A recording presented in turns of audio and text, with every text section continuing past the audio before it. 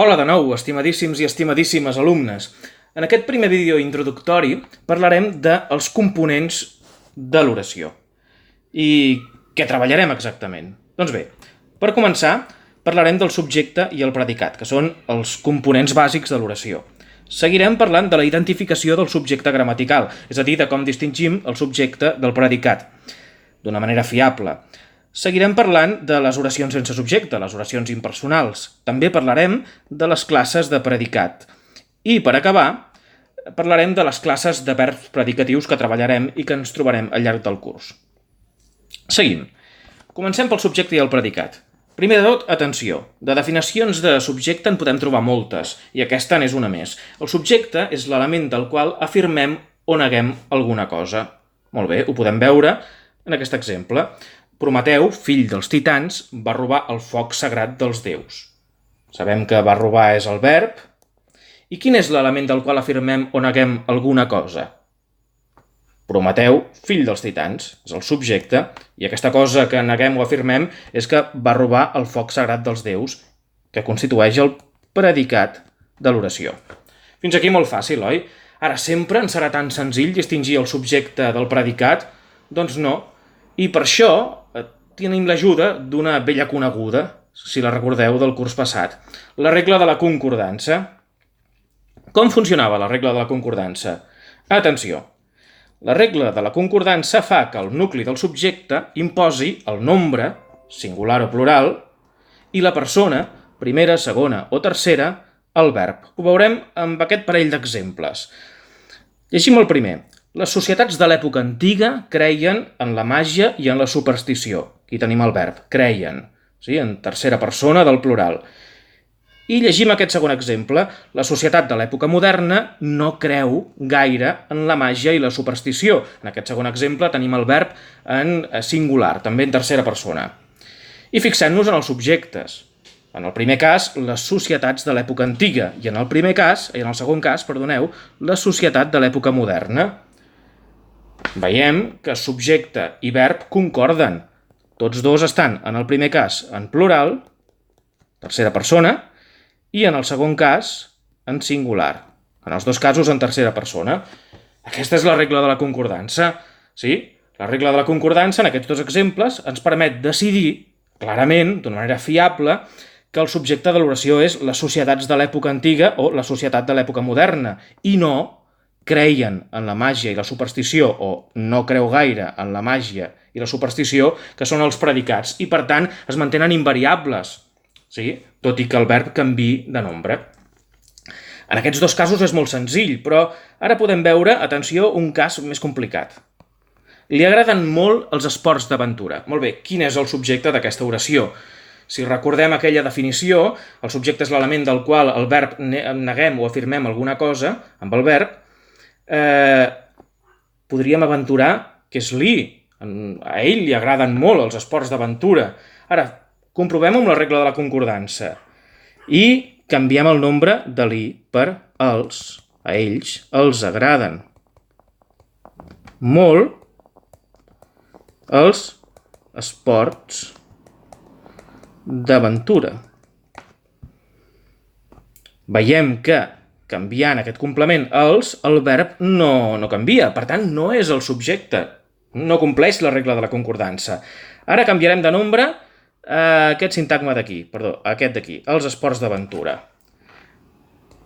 Li agrada molt, per exemple, aquest esport d'aventura. En aquest cas, el verb sí que canvia de nombre. Sí? Li agrada molt aquest esport d'aventura. Aquest esport d'aventura i el verb concorden. Per tant, aquest esport d'aventura o els esports d'aventura són els subjectes d'aquestes oracions. Sí? És important que entengueu bé com funciona la regla de la concordança. Parlarem ara de les oracions sense subjecte. Hi ha algunes oracions sense subjecte i algunes oracions que no tenen subjecte. Fins ara hem parlat del subjecte, del predicat i de la manera d'identificar el subjecte, però és veritat que hi ha algunes oracions que per molt que el busquem no tenen subjecte. Són les oracions impersonals i distingirem tres tipus d'oracions impersonals. Les que porten el verb haver-hi, les que tenen verbs meteorològics o les que funcionen amb el pronom es. Veiem els primers, un parell d'exemples. Hi ha un seient lliure, aquí tenim el verb haver-hi, hi ha. Hi havia poques entrades, el verb haver-hi. No hi ha un subjecte definit. El verb haver-hi és un verb impersonal, funciona sense subjecte. Els verbs meteorològics, el segon cas, plou a bots i a barrals. Aquest verb ploure, no hi ha ningú ni res que plogui o deixi de ploure, o deixi de ploure. El verb ploure funciona de manera impersonal, igual que el verb nevar. Demà nevarà a 1.500 metres. O atenció, aquests dos verbs, és i fa, ser i fer, que normalment funcionen de manera personal, però també els podem fer servir en contextos impersonals. Quan és de nit, aquí fa fred. No hi ha ningú que sigui de nit, o res que sigui de nit, ni hi ha ningú que faci o deixi de fer fred. Sí? Parlem del temps, parlem de la meteorologia, i per tant, aquests dos verbs en aquests casos funcionen de manera impersonal. I per acabar, la tercera columna, el pronom es. Aquí es menja molt bé, o abans no es viatjava tant com ara.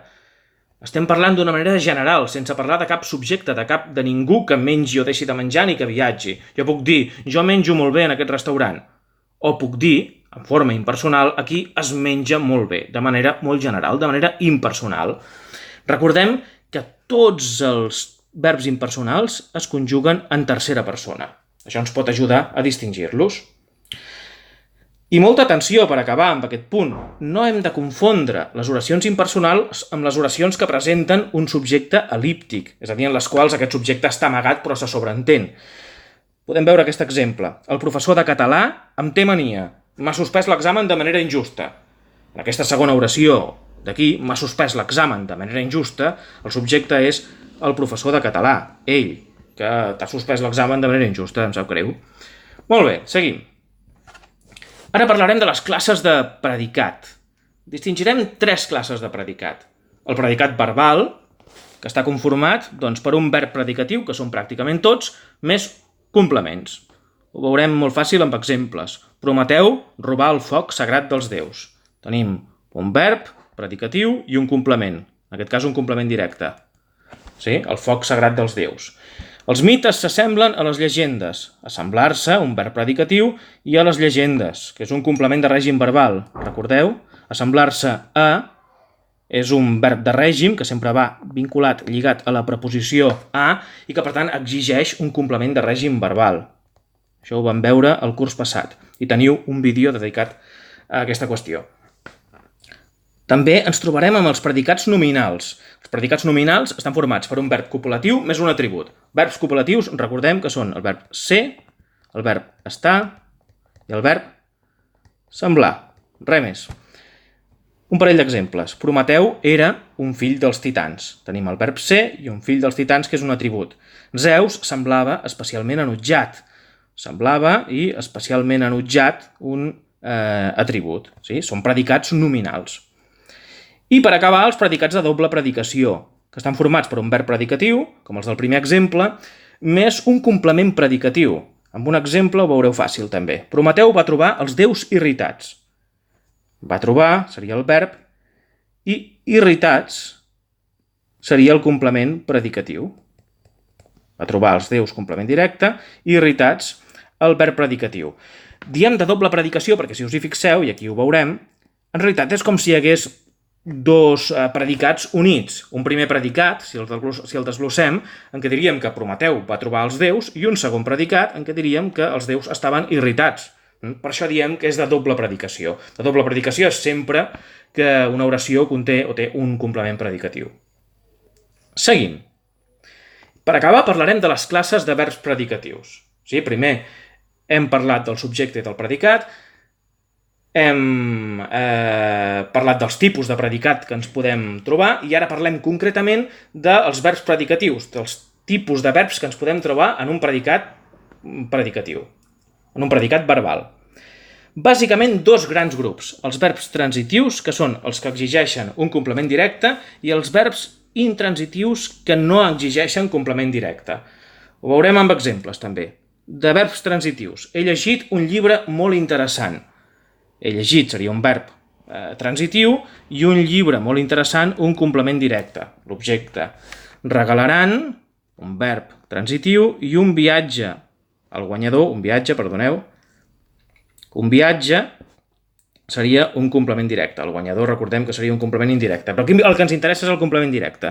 Aquests verbs que exigeixen, que demanen un complement directe, són verbs transitius. I els verbs intransitius no exigeixen aquest complement directe. Un parell d'exemples: els cirerers han florit, el cirerer seria el subjecte, han florit el verb, i no hi ha cap complement, ni directe, ni indirecte, ni de cap tipus. Per tant, és un verb intransitiu, no exigeix un complement directe.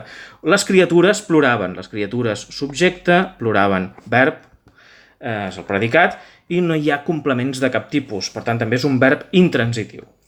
Si ens fixem en el llibre, recordem que estem seguint el llibre de quart d'ESO de llengua catalana de l'editorial Barcanova, veureu que, a més, en els verbs transitius, distingeix el llibre entre transitius de sentit absolut. Vegem aquest exemple: les tisores no tallen. Ostres, aquí no hi ha cap complement, oi? No hi ha cap complement directe, que és l'exigit per un verb transitiu. Però, segons el llibre, esclar, sobreentenem que les tisores han de tallar alguna cosa. Aquest complement directe no hi és, però se sobreentén. Per tant, el llibre parla de transitius de sentit absolut. Transitius reflexius. Mireu aquest exemple: la rosa es renta. Apareix aquest pronom reflexiu i l'objecte, el complement directe, en el fons és el mateix subjecte. La rosa es renta a si mateixa. Per tant, no cal aquest complement directe, però sí que hi ha un objecte de l'acció del verb. La rosa es renta a si mateixa. I els transitius recíprocs, molt semblants a aquests que acabem de comentar. En Joan i la Neus no es van saludar. Sí? En Joan i la Neus és un subjecte doble, compost, i no es van saludar. Se suposa que en Joan no va saludar la Neus i la Neus no va saludar en Joan. Per tant, cada element del subjecte fa de complement directe de l'altre, en el fons. Per això el llibre parla de transitius recíprocs.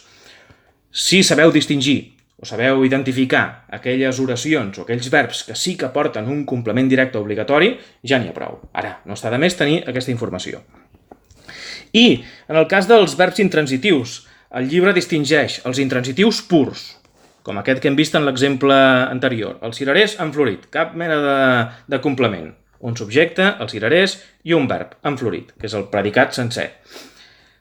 Els intransitius de règim, que aquests sí que són importants, es van acostumar al clima del país. Acostumar-se a sempre va lligat a la preposició a. Sí? Un verb que sempre va lligat a una preposició. Per tant, un verb de règim. Hi ha una preposició concreta, no una altra. I que, per tant, exigeix un complement de règim verbal, el clima del seu país. I també els intransitius amb altres complements. En aquest exemple veurem alguns alumnes no van anar a l'escola. Aquest a l'escola, que és un complement circumstancial, en aquest cas sí que és un complement obligatori. Alguns alumnes no van anar. On no van anar? En castellà sí que podríem dir los alumnos no fueron, però en català no. En català, si volem carregar-nos aquesta escola, necessitem un complement, un pronom feble, perdoneu. Alguns alumnes no hi van anar. Aquest i. Per tant, en aquest cas, en alguns casos com aquest, el complement circumstancial sí que és exigit per un verb intransitiu. I fins aquí aquest vídeo introductori dels components de l'oració.